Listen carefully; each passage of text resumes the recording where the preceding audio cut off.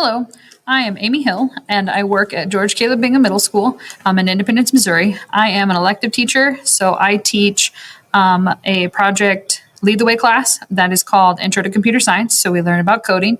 I also teach a project lead the way class called Medical Detectives, so students are learning about brains and the anatomy, and we get to dissect things, and so that's really fun. And then I also teach a broadcasting class where students produce and completely create their own YouTube channel videos for morning announcements, for different things that highlight our school. And so those are really fun to teach. And this is my 8th year teaching here at Bingham. Why did I start a career in education? The reason that I became a teacher is because originally I wanted to be a doctor.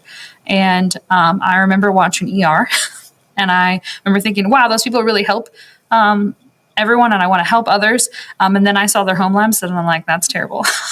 So when I got to 5th grade, my social studies teacher, so my 5th grade teacher, she also taught us social studies. She was so excited about American history, and that just lit a fire. And I was so excited. And I was like, I want to teach other kids about history and how it affects our lives and going forward. And so that's why I became a teacher, because I wanted to share my passion for social studies with other kids. And so when I went to college, that turned into not just social studies, but also my love for technology and how we can use that in our lives.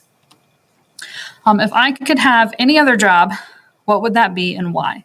So if I wasn't a teacher, I think it would be really cool to be an individual who helped create online learning platforms for schools, maybe colleges, or for like schools, like a school district, and just help them give them resources for teaching online, because our students are so connected to media and they're online all the time. And so we don't always have a laptop, but we have a phone and we can complete our assignments. So I think it would be really cool to help facilitate like an online learning platform for a district.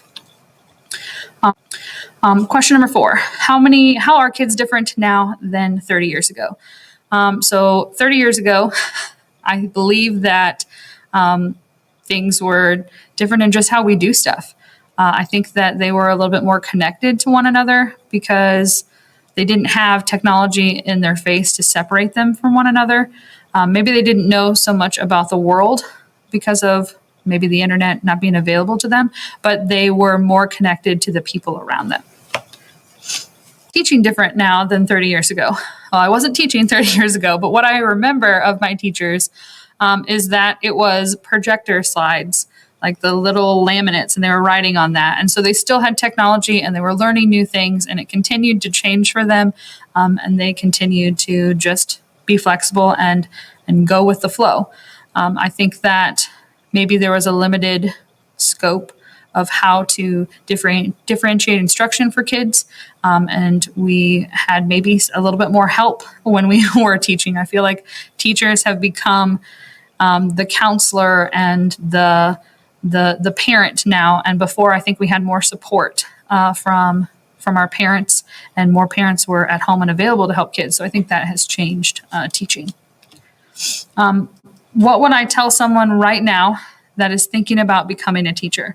I would tell them, be excited with your kids. Show them your passion. Show them how much you love the things that are causing you to want to go and share that knowledge with them. So don't be afraid of that. And then also definitely learn some classroom management. Get yourself in different positions where you have the opportunity to be like the fun person. So I did some before and after school care, and that wasn't really a teacher position. It was kind of like a facilitator, and I could be there and we were playing games and learning how to be with kids and deal with, fights. Okay, we're going to, paper, rock, scissors. So find different creative ways to help kids solve their problems, but also learn how to manage a classroom before stepping into one.